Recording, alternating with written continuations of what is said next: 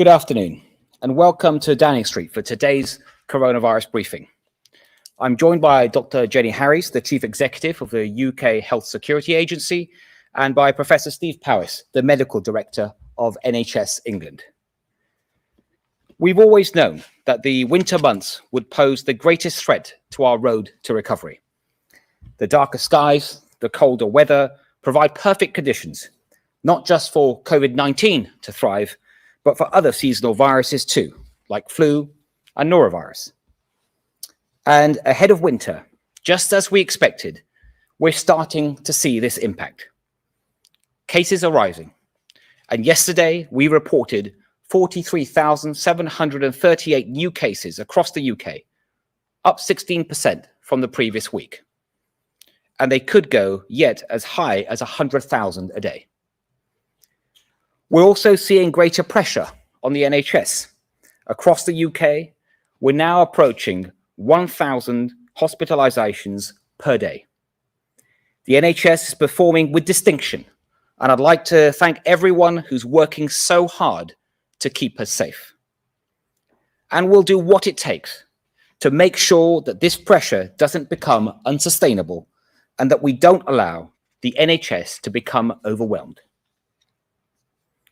Deaths remain mercifully low, but they are still, sadly, over 100 a day. This pandemic is not over. Thanks to the vaccination program, yes, the link between cases and hospitalizations and deaths has significantly weakened, but it's not broken. So we must all remember that this virus will be with us for the long term and that it remains a threat to our loved ones and a threat to the progress that we've made in getting our nation closer to normal life. We're looking closely at the data, and we won't be implementing our Plan B of contingency measures at this point. But we'll be staying vigilant, preparing for all eventualities, while strengthening our vital defenses that can help us fight back against this virus. And today, as we approach this critical time for our nation's recovery, I wanted to bring you up to date with some of the work that we're doing to strengthen these defenses as we learn to live with the virus. One line of defense is treatments, and I have some positive news to share today. We should all be proud that the UK has been at the forefront of some of the most cutting-edge treatments. COVID-19 treatments have already had an amazing impact, and they're especially important for people who can't take vaccine for medical reasons or if they are immunocompromised. It was British scientists who led the clinical trial that discovered dexamethasone that can be an effective treatment for COVID-19, and it's already estimated to have saved some 1 million lives across the world. And some of the most vulnerable NHS patients in hospital are already benefiting from Ronapreve, a treatment of monoclonal antibodies that was specifically designed to treat COVID-19. We're also seeing some promising developments around antivirals too. You see, antivirals work by targeting a virus at an early stage and disrupting the way the virus develops and multiplies. I'm pleased to announce that we have signed 2 landmark deals, securing hundreds of thousands of doses of 2 new antivirals from Pfizer and from Merck Sharp Dome. These antivirals have the potential to speed up recovery time and to stop infections from progressing. If these treatments get MHRA approval, then we can provide some of the most vulnerable patients with vital protection this summer. And I want to deploy them as quickly as possible. I'd like to thank everyone that's been involved in this, especially the Antivirals Task Force under the leadership of Eddie Gray, for everything that they've done to make this happen. And we'll keep working to secure even more of these incredible treatments so that we can continue to protect as many people as possible. This is great news, but we cannot be complacent when COVID-19 remains such a potent threat. ever since our phenomenal vaccine program began last winter, we've been in a race between the vaccine and the virus. And although we're ahead in that race, the gap is narrowing. We've come so far, thanks to the efforts of so many, but with winter ahead, we can't blow it now. So we're going to do everything we can to maintain our lead by strengthening our vaccination program as our primary line of defense. First, we'll redouble our efforts to encourage anyone who's eligible to take up the initial offer of a jab.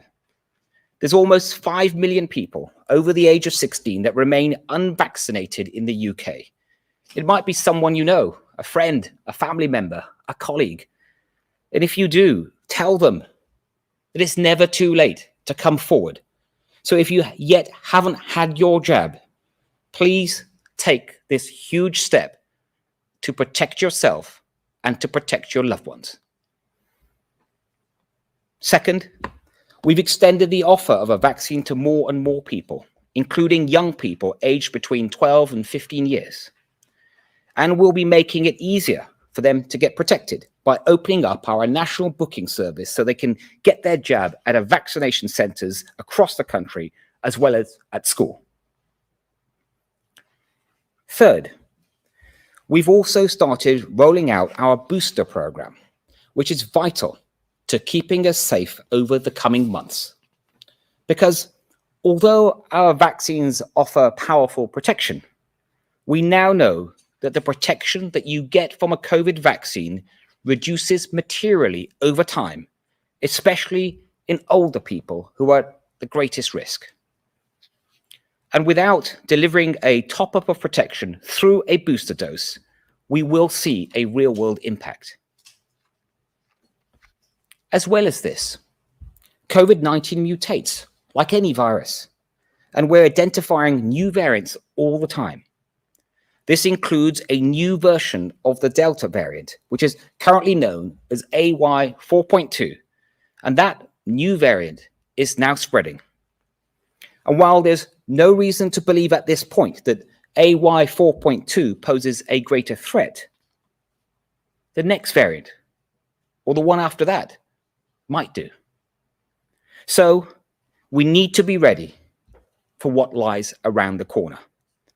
This means our ongoing program of booster jabs is so important, and this winter, we're prioritizing those most in need. Today, we've reached a milestone of 4 million top-up jabs in England, but we need to get even more people protected. We've got the jabs. We just need the arms to put them in. If you're over 50 or in another priority group and had your second jab over 6 months ago, you're eligible for a booster, and the NHS will send you an invite.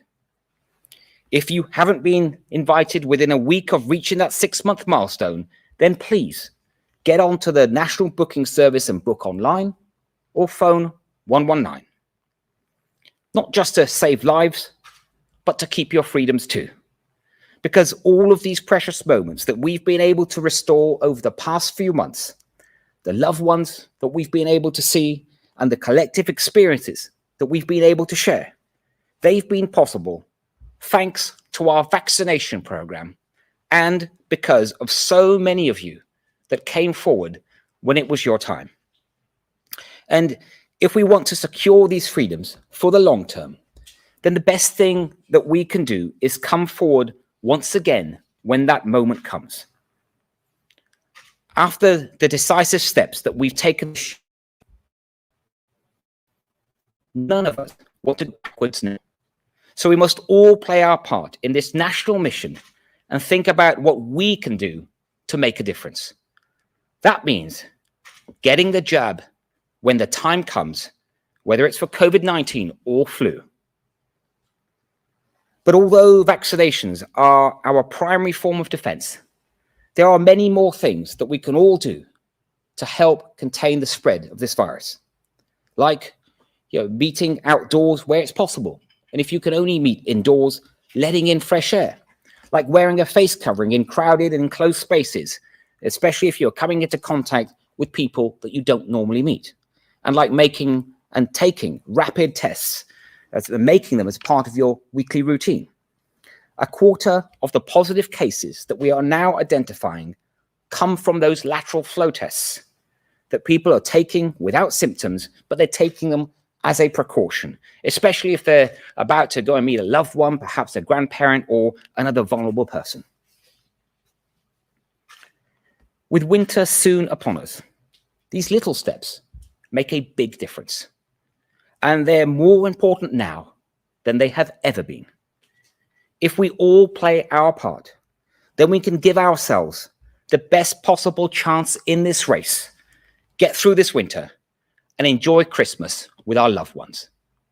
Thank you. I'd now like to hand over to Jenny, who will take us through some of the latest COVID-19 data. Thank you. Thank you, Secretary of State. Could I have the first slide, please? So I think what I'm going to do is just highlight where we are in the epidemiological picture today, but also highlight some of those successes from the vaccination, but also some of the risks that lay ahead of us this winter.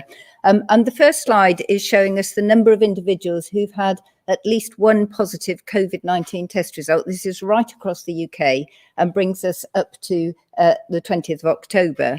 And what we can see there is that since yesterday, we have had 49,139 people tested positive. Now, the number here, the 45,799, is our average through the week, which is entirely appropriate. We get dips and peaks.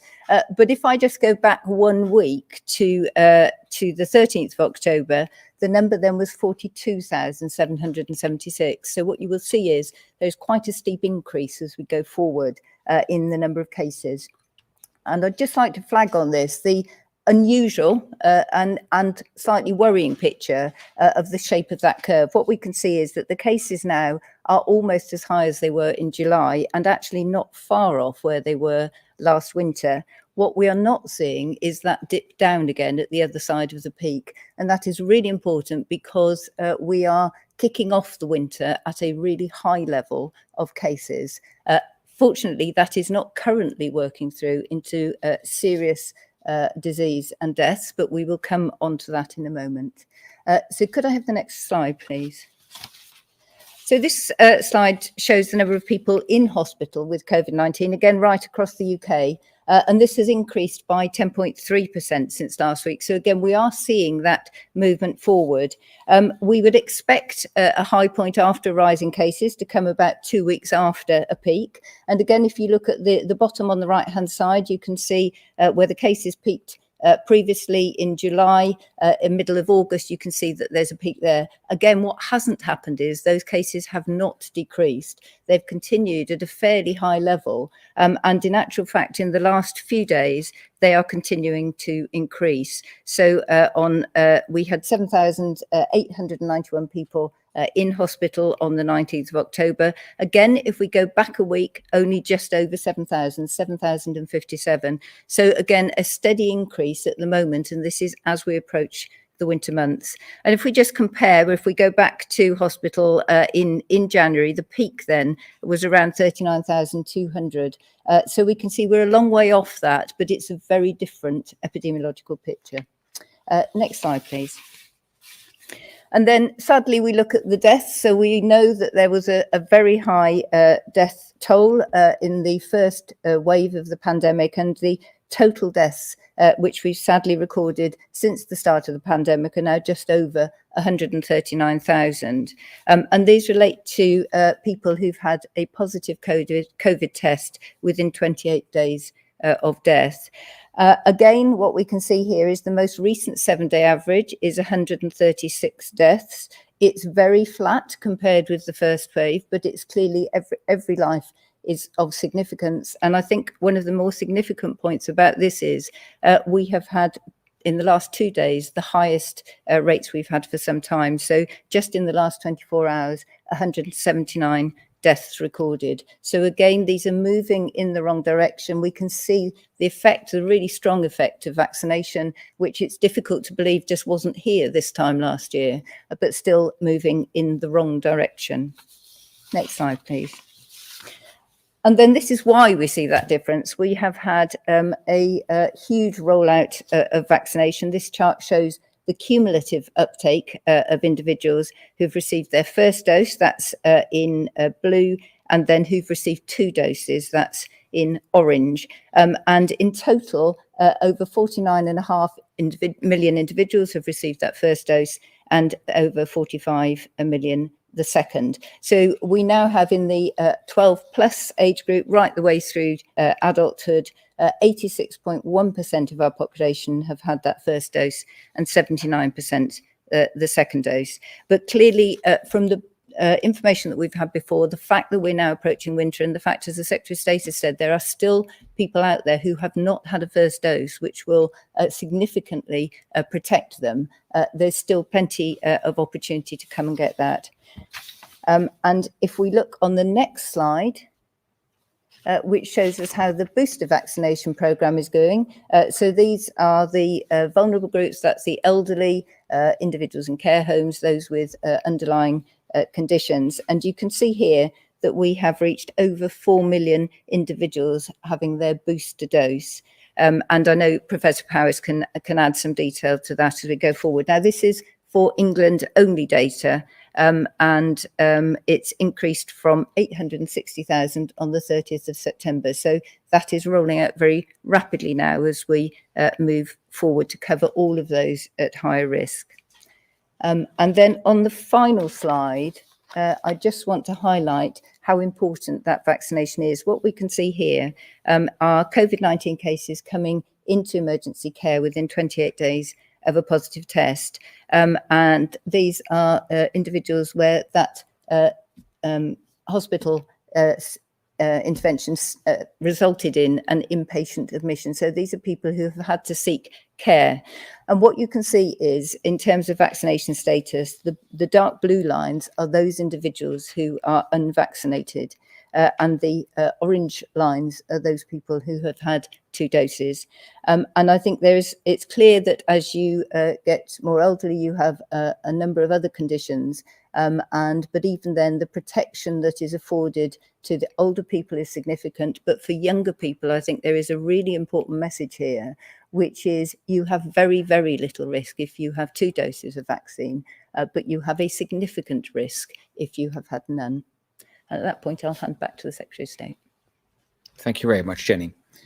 So we're now going to take some questions, and the first 2 questions are from members of the public. And I believe the first one is from Ruth, who is in Cornwall. So I just read the question out. With the huge rise in COVID infections, would it not be sensible to make wearing face coverings mandatory in public buildings again? So if I start to answer that we've set out a clear plan a few weeks ago when we took the step 4 decision back in July, and we still feel absolutely it's the right decision to start to learn to live with this virus. And a lot of mandatory measures then were put into guidance, and it's asking people to take more responsibility, to follow that guidance. And when it comes to face coverings, as I've just said a few minutes ago, is that everyone should follow that guidance and think about others around them and in the settings. And if they are in a closed space, especially with people that they are not normally with, then they should wear a face mask. If they're on public transport, London Underground, for example, which has a face mask rule, they should observe those rules. And then just finally, to say to Ruth that we have also said that if we need to take further measures as part of our contingency plans, Plan B, they would include making face masks mandatory in certain settings, and that may well include public buildings. If I can, then the next question is, I believe, from Jonathan from Leicester. The question is, many children, 11 to 16 years, have contracted and recovered from COVID prior to their offer of a vaccination. What is the government going to do to provide them and their families with proof of recovery so that they can travel abroad for the forthcoming half-term break? So what I would say to Jonathan is that first, in many countries, not all, but in many countries, where they have a vaccination rule for entry, or even for if it's travel by plane for when you're prior to boarding, that they would treat anyone under the age of 16 or under as being fully vaccinated, as the UK does. That doesn't apply, as Jonathan I think is also alluding to every single country. So we are working on a plan that would allow from our end to give some kind of proof of antibodies, but it will ultimately be up to the country that child with his or her family is traveling to decide whether they can accept that. And it is something that, as we've done with vaccinations, we work with our international partners to try to come to a common understanding. My thanks to Ruth and Jonathan for their questions. Now from the journalists, thank you all for coming. And the first person that I've got on the list is Sophie from BBC News. It's a question for the Secretary of State. NHS organisations have said today they are right at the edge of what they can manage now. And given that your own measure is unsustainable pressure on the NHS in order to bring in restrictions, isn't it time to do so? Also a question for Professor Powys. Do you believe these NHS organisations when they say they are right at the edge? Is this not unsustainable pressure? Thanks, Sophie. Let me start to answer that. First of all, I think you're referring to the NHS Confederation. I've got a lot of time for the NHS Confederation. I've met with them in the past, and I will do in the future. And they do a lot of good work. On this particular question, we don't believe that the pressures that are currently faced by the NHS are unsustainable. Don't get me wrong, there are huge pressures, especially in A&E, in primary care, for example, as well. But at this point, we don't believe they're unsustainable. And Steve can answer a bit more about that in a moment. But I will say one of the reasons I think the NHS is able to do what it number one is obviously thanks to everyone that's working in the NHS, but the extra support we're providing this year, for the second half of this year, we're providing an additional £5.4 billion, which is certainly helping, and that's what we hear, and we will absolutely keep it under review. If we feel at any point it's becoming unsustainable, then the department, together with our friends at the NHS, we won't hesitate to act. Steve. Yes, thank you, Sophie. So I think the first thing to acknowledge, as the Secretary of State has said, and indeed as our Chief Executive, Amanda Pritchard, said at the Health Select Committee yesterday, the NHS is under considerable pressure. We've had a very tough summer as we have continued to treat people with COVID, being admitted to hospitals. As society has opened up again, and we've begun to see a return to near normal levels of presentations of urgent and emergent people who need urgent and emergency care. And of course, as we started to make inroads into treatments for patients whose care has been disrupted and delayed during the pandemic. So it undoubtedly feels exceptionally busy in the NHS, and our NHS organisations are telling us that all the time. Now, in September, we saw a reduction in the number of COVID patients in hospital, down to below 5,000 in England, as infection rates went down, as Jenny showed you earlier. In the last few weeks, those infection rates have gone back up again. And we have started to see, again, as Secretary of State has said, an increase in the number of admissions and an increase in the number of patients in hospital. So now in England, in our main hospitals, we're just over 6,000, as I stand here today, 6,000 patients with COVID, which is back to where we were in the middle of September.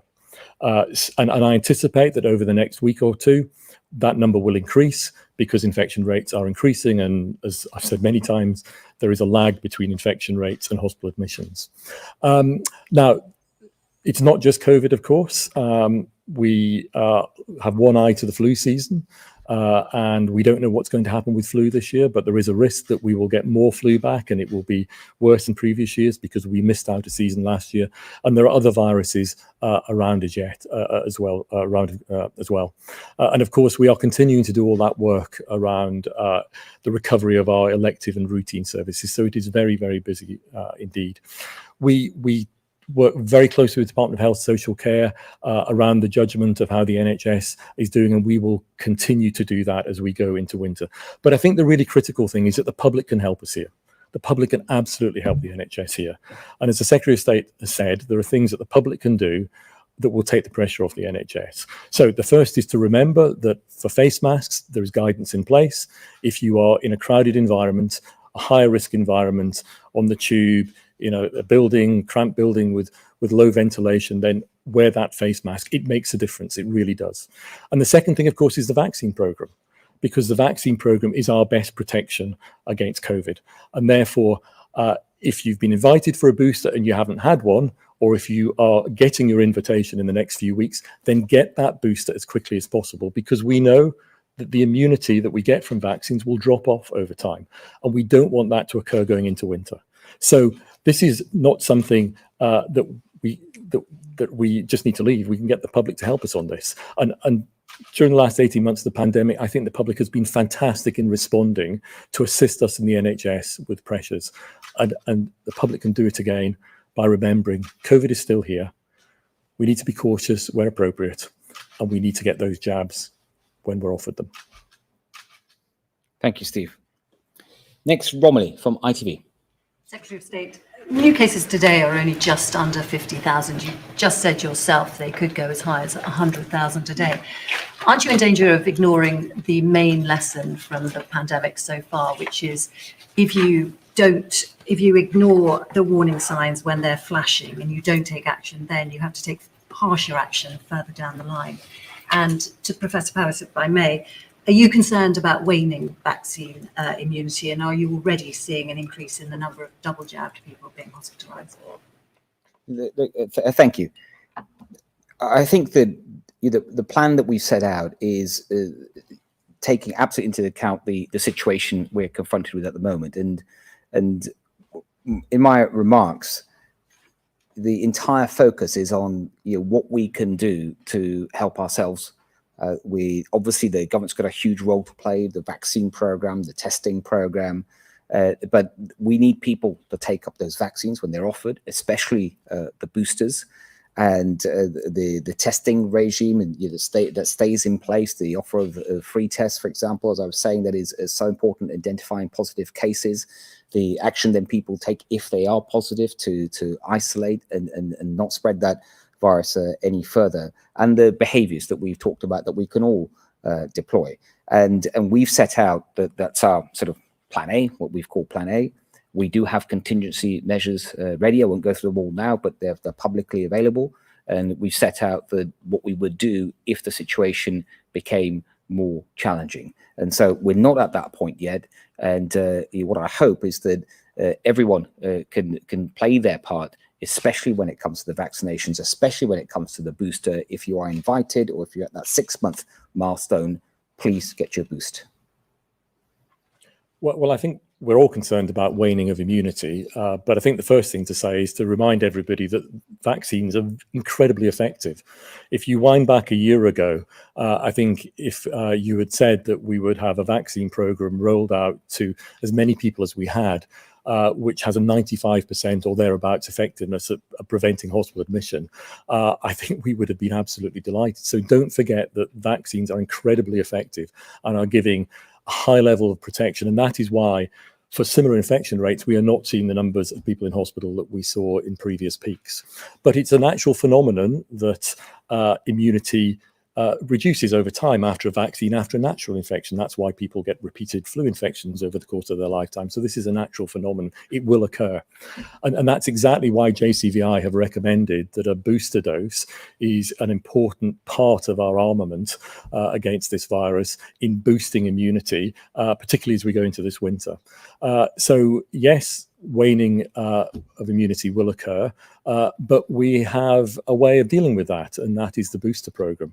And therefore, once again, to remind everybody that getting that booster when you are offered it and when you're eligible 6 months after your second dose is really critical. This pandemic is not over yet, and increasing the level of immunity that we have in the population by that booster is one of our main defences going into the winter, along with the caution that we've described in terms of people being sensible, particularly in higher risk environments. And then the final thing I should have said earlier, I'll say now, is don't forget your flu vaccine, because I said, flu is likely to come back this winter.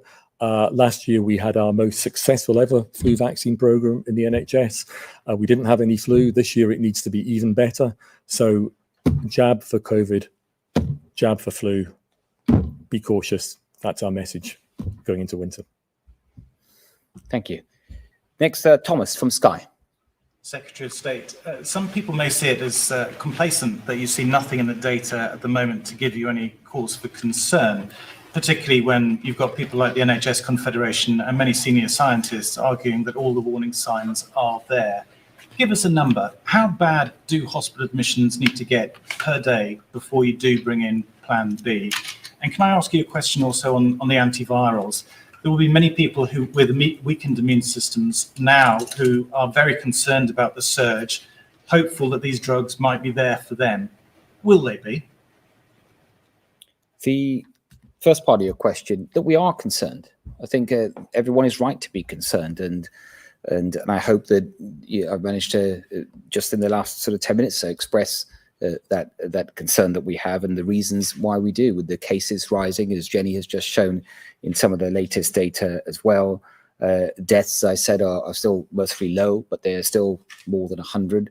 And the focus, though, very much remains on what we set out in Plan A. Those vaccines that they are working.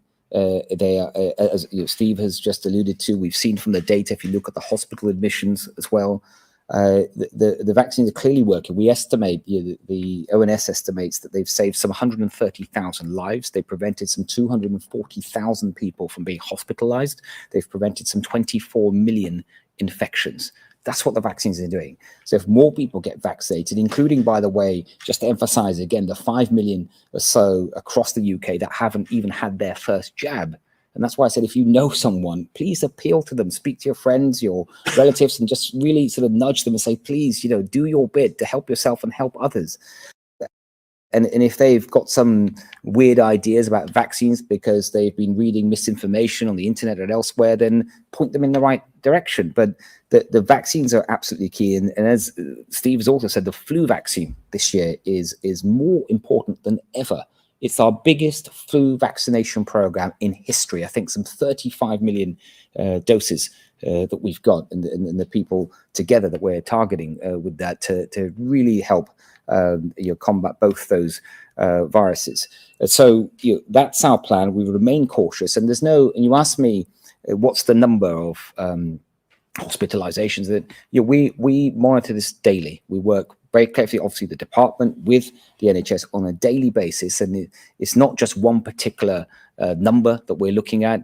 And I'm very conscious that behind these numbers, you often talk about numbers easily, but there's a person, there's an individual, there's a family that's being affected. We're very conscious of that. But as well as hospitalizations, we're looking at the pressure on the NHS across the board, on A&E, on primary care, on emergency services such as others, the 999, the ambulance services. So we're looking at a number of factors and taking them all into account. On the drugs, the new antivirals, I can tell you a bit more about them. That in terms of the total that we've put, is 730,000 courses, patient courses we've purchased. That's 480,000 courses of the Merck that I referred to, and then 250,000 from Pfizer. It's important also, I think, to state they work differently. They're different mechanisms. So it could be one or the other that might be deployed. In some cases, it might be both. They're both oral, and they can be deployed either if someone has fallen ill, or if from COVID, or if you expect that they might do because there's an outbreak, let's say in a care home, where you would naturally have vulnerable people. It's a really new sort of fresh tool in our armor. These are the first antivirals ever that are designed specifically for COVID. They still need to get approval from the MHRA. The tests that are publicly available at the moment have been very encouraging, but we wanted to get there in early and sign a deal so that we can be one of the first countries in the world to receive them should they be approved by our regulator as safe and effective. Steve, did you want to add to that? Yes, well, I think as the Secretary of State has said, there is no one number. that we would use to think about triggering further interventions, because it is more complex than that. There is a variety of things that we look at. So we talked about infection rates, because they tell us what's likely to happen in the NHS in the next few weeks. We've talked about vaccine effectiveness, because that tells us how many people are likely to require hospitalization. We look at, obviously, the number of admissions, but we also look at what's happening with flu and other viruses, and what's happening with other emergency admissions. So there's a variety of things that we will be looking at and continue to look at. And of course, the final thing to say is that we do see geographical variation. So what's happening in one part of the country might not be happening in another part of the country. That's been typical of the pandemic over the last 18 months. And it's possible that we will see that variation again. So there is no one number to look at. We have to look at things in the round, look at all these numbers, use judgment, and of course work closely with colleagues in UKHSA on the public health side, Department of Health and Social Care, to take a collective judgment. And on the antivirals, it is indeed great news. I mean, as the Secretary of State has said, we, over the last 18 months, I think one of the things that has been most impressive about the response of the NHS, its ability to stand up drugs rapidly, to investigate drugs, and to work out which drugs are truly effective at managing this pandemic. And that has undoubtedly saved many lives in the UK, but actually throughout the world. And I think we should be really proud that a public health system, healthcare system such as ours is very well placed to do that sort of study. And we've shown that we can do it. So we have these new antivirals coming on stream. Molnupiravir is likely to be the first one.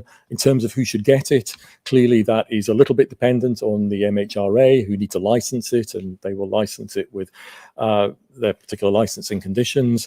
We will, of course, be taking advice from clinical experts as to who it is most appropriate. But in general, we would want to target these drugs, as we have done in the past, highest rate, because that is what we are most trying to avoid, and of course death. And so yes, I think it is likely that individuals with weakened immune systems are likely to be on that list that our clinical experts would recommend. But let's wait until we get the MHRA licensing, and let's wait until we get the advice of our clinical experts. Thanks, Steve. Kate from The Sun. Secretary of State, you'll have seen today that the Sun's launched a new campaign to urge Brits to get their booster jabs. I wondered, do you want to see a sort of return to that blitz spirit we saw in the first vaccine programme, when people were proud to get their jab, posting pictures of it? And more concretely, are we going to see a return to things like pop-up clinics, maybe a dad's army of retired medics, enlist the military to sort of help us turbocharge that jabs rollout? And to the medics, some GPs are saying they're too busy to roll out the booster jabs. This is just not a high enough priority. Are they wrong? And what would you say to them today? Thanks, Kate. I mean, yes, in short, yes. And thanks to The Sun for its campaign, and others that are getting behind this, that the boosters, they really could not be more important. As I've said, that we've just, as a country, we've come such a long way. We've got so much to be proud of. The scientists that designed the vaccines, the NHS and all the volunteers that delivered the vaccines, and look where it's got us. Look where we are today versus just not even a year ago, the start of this year. Look how it's changed our daily lives. And we all want to keep that. We want to sustain that. And the biggest difference is the vaccines. And it cannot be stressed enough how important it is to first get your initial vaccine if you're one of the 5 million that haven't. But if you are the millions that did, you know, the 95 million jabs that we gave, if you're one of the recipients of those, that we know your immunity wanes. We're particularly concerned about those over the age of 50, and it's been 6 months since their second jab, and they really need to get the boost. And it's great that so many people are coming forward, but we need more and more people to come forward as their 6-month milestone comes together. And yes, we will be, as well, obviously it's in the vaccination centres, it's GPs that are going out there and delivering them in care homes and other places. They're making home visits for those that need it. There will be the pop-up centres, vaccination centres, the mobile units. We're going to deploy everything. And it is, and I think you used the phrase, is it a blitz spirit? It is. We need to sustain the progress that we've made. We could lose it. We really could lose that progress if people don't take up their vaccination offers. And I really couldn't emphasize it more. If I may just say this again, it's important to flu. If you're eligible for the flu vaccine this year, we expect there to be a lot more flu around than normal. Why? Because last year there just wasn't much because of the measures we'd taken over COVID. There wasn't much circulating. And also there weren't the usual number of samples to make the flu vaccine. And so you take that together, flu could be a real problem this winter, but we can all do something about that. That's the good news. And that is get your flu vaccine. Yeah, so as I've said, I think the public has responded magnificently over the 18 months of the pandemic in responding to the interventions that needed to put in place, and they were incredibly painful, but the public stuck to them. And of course, coming forward in droves to get their jabs and vaccines in the initial stages of the vaccine program. I think the important message is that the booster is not some sort of add-on. It's a really critical part of maintaining immunity. And if we don't maintain that level of immunity, then yes, we will see infections translate into more hospital admissions and more pressure, unfortunately more deaths. So society has opened up, and that's great news, but people shouldn't get complacent and shouldn't forget that there's still a pandemic there, and that public spiritedness of coming forward and doing your bit for society, I think absolutely we need that spirit. On GPs are extremely busy as society works up again. They've played an absolutely fantastic role in the vaccine program, and they will continue to do so. But of course, our strategy throughout has been to ensure that there are as many routes as possible to get a vaccine. So we've expanded the community pharmacy program, so you get it through your community pharmacy. We have put in place vaccination centres. We've had pop-ups, as you've said.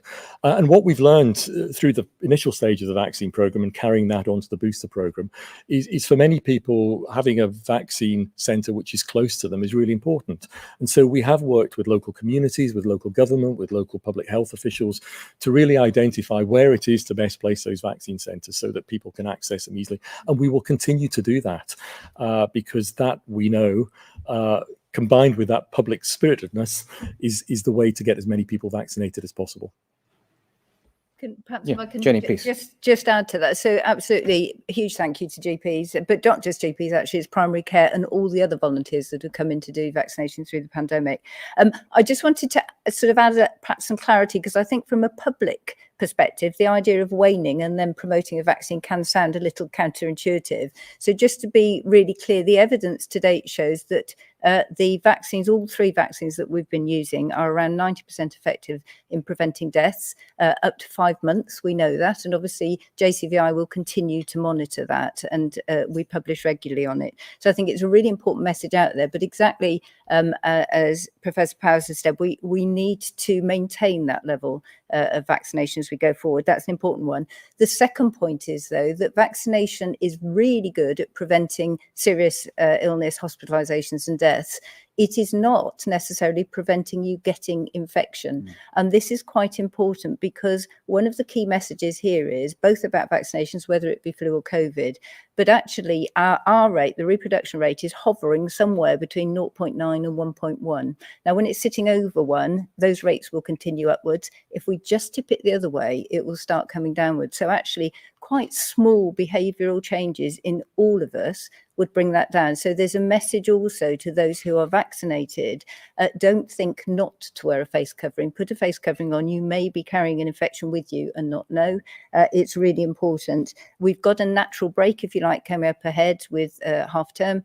Children have largely had infection. And so if people adopt those behaviours and we keep the vaccination rates up and children are going forward to get their vaccinations as well over the half term, then I think that our rate we can all tip it down under 1. Thank you, Jenny. Chris from the Times. Yes, I mean, Secretary of State, you said you've painted a pretty gloomy picture of winter, and you've highlighted some specific things we can do, like getting our booster jabs, wearing face masks, getting tested. Should we be changing our behaviour in any other way? I mean, people are socialising, they're going to the office, they're going to parties, some are apparently planning Christmas parties. Should we carry on with all of that, or should we be having some second thoughts? And to Professor Powys, we're getting a lot of complaints that people who want to have their booster campaigns, they're eligible, they're 6 months on, but they haven't heard anything from the National Booking Service. They can't book in online. Are you saying today that you're going to change that system so that people can book in automatically online once they're eligible without having to wait to be asked? Thanks, Chris. That we are heading back towards normal. We're a lot closer to normal than we were just a few months ago, but life isn't back to normal. I think everyone can see that because the pandemic is still there. It's here in our country, it's around the world, in other countries, it's where they don't have, sadly, the benefit of the vaccines, for example, like we do. It's a much, much bigger challenge. And I think people can see that. And so when they are planning and going about their daily lives, there are things that we can all do. I mean, of course, there are no restrictions anymore, and great on whether it's having a party or a wedding or going to church or a mosque or something. There's none of the restrictions that we had before, but there are all precautions that we can take, and we've talked about some of them again today, about whether it's face masks if it's enclosed and with unfamiliar people, being outdoors when you can, and of course that's harder in the winter, and that's why we're worried about the winter, because it is darker outside earlier, it is colder, and so there's less time outdoors, and you want to spend more indoors. So take that into account and see what you can do. The big thing that I think everyone can do more of is really take advantage of that offer of a free lateral flow test. Because where we've seen that people are, if they're going to a party, perhaps it has relatives that are elderly or grandparents, someone who's immunocompromised, then it's really important that you take a lateral flow test. They're there not because you've got symptoms, because you're taking a precaution, and you take that, and that makes that party and what you're doing, you can still go ahead with it, but it just makes it a lot safer. So there are really a lot of things that we can do, and if we want to keep and hold on to the fantastic progress we've made, then we've all got our role to play. I think one of the things that we've all learned during the pandemic is to be a little bit more cautious when we're not feeling well, and we might have an infectious disease that we could pass on. Yeah. And so I think, there's a sort of stoic British attitude that you carry on regardless. You go into work even if you've got a cold or a sniffle. But I think what we've all learned is in doing that, we can spread disease. So I think there are simple things that we can do, which is just, if you're feeling a bit, unwell, it feels like you've got a virus, whether it's COVID, or obviously when it's COVID, you need to isolate. But if it's not, maybe think cautiously about the risk of spreading it on. And of course, hand washing. Hand washing is a very simple, effective measure for COVID, but for other infectious diseases. So I think coming out of this pandemic, people are more cautious and understand the risk of spreading infectious disease more. And I, for one, hope that we will carry on those behaviours. On the vaccine and the booster rollout. So if I give you the breakdown of the figures, eligibility, the numbers eligible change every day, of course, as more people come into that eligibility criteria. But roughly around 8 million people have become eligible, of which, as you've heard, 4 million have been jabbed to date with their boosters. There's around a couple of million who are being invited this week, so we'll hopefully be coming forward in the next few weeks. And there's about 500,000 who we go to directly, such as residents of care homes who don't get invited in through those systems. So that leaves about 1.5 million who have been invited. Some of them might have been invited very recently, who still need to come forward. So for those people who've had the invite already and haven't come forward, please do come forward. We have the capacity. As the Secretary of State says, we've got the jabs. We need your arms to put the jabs into. And of course, for those who are coming forward, who are getting their invites this week and in weeks to come, don't delay. And to make it easier, as the Secretary of State said, if a week after you become eligible, you haven't heard from us, then you can go onto the national booking system and you can book yourself. And that's exactly what we did, if you remember, during the initial rollout, where we targeted people by invitation, but then we offered the national booking system out to people so they could book directly, so that for those that for whatever reason haven't heard, have the opportunity to just go on and book themselves. Thanks, Steve. And then finally, Jason from the Mail. Thanks. You seem to be telling us that after a summer off, we need to start concentrating on this again. Are you saying that in bald terms, that if we don't get our boosters, if we don't take a bit more care over who we see indoors this winter, we are more likely to face restrictions in the next few months. Dr. Harris, you've talked about immunity waning. I don't think it's well understood. If somebody is, say, 80 years old and they had their AstraZeneca jab in January, how much has it waned by now? And just finally, the White House has said today they're going to start jabbing children as young as 5. Could we do that here? Okay, thank you. Look, on, I think everyone understands that in the summer, it's less attractive conditions for whether it's COVID or flu. You know, we could be outdoors more. It doesn't like the warm weather and things, and that's one of the things that clearly helped us during the summer, alongside the vaccinations and some of the other things we've been talking about a moment ago. The winter we've always made it clear it is a more challenging period. It is normally with other viruses. So even remember the pre-COVID days, it might be hard to remember them now, but for those of us that do, that, you know, whether it's flu, norovirus and others, they love the winter. For these kind of viruses, they love that kind of weather. And so we expected it to be more challenging as we head into the winter. That's why we set out the plan around the NHS, our social care system, and all the extra support, more than normal, that they'd get over winter. But to answer your question, you know, very specifically, Jason, that you said, you know, am I saying that if we don't do our bit, get vaccinated, you know, all those behavioral changes that we can make, that we are more likely to face restrictions as we head, you know, into winter? Then I am saying that. I think we've been really clear that we've all got a role to play. You know, if not enough people get their booster jabs, if not enough of those people that were eligible for the original offer, the 5 million I've talked about, that remain unvaccinated, if they don't come forward, if people, you know, don't wear masks when they really should in a really crowded place with lots of people that they you know, don't normally hang out with, if they're not washing their hands and stuff, it's going to hit us all.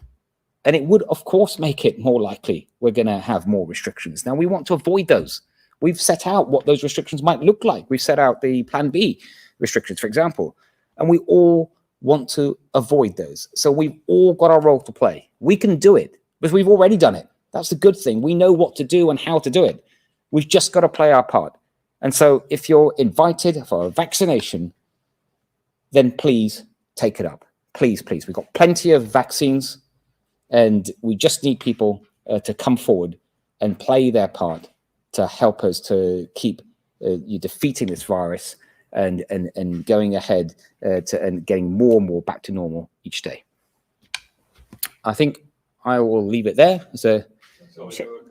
There were a couple. Shall I just answer? Oh, on the child vaccination question. Do you want to answer and that? I think vaccine effectiveness, wasn't it, on waning? Yeah. So I think an important point for people to think about is whether the data that they hear is about getting an infection, which may not be significant, and serious disease, hospitalisation and death. And obviously what we've seen is the effectiveness of vaccines doing that, and they continue to do that. So obviously an 80-year-old, a 65-year-old will have different underlying conditions, but for somebody over 65 who's had an AstraZeneca vaccine, has had 2 doses, our current evidence suggests that just under 80% vaccine effectiveness in protecting against hospitalisation. That is a brilliant vaccine. If we have that for all of the vaccines that we use, that's very, very good. So I think there's a key message there. That's at 5 months. Now, that doesn't mean that we're not seeing some drop-off in that as we go forward, which is exactly why we have the vaccine booster programme put in. But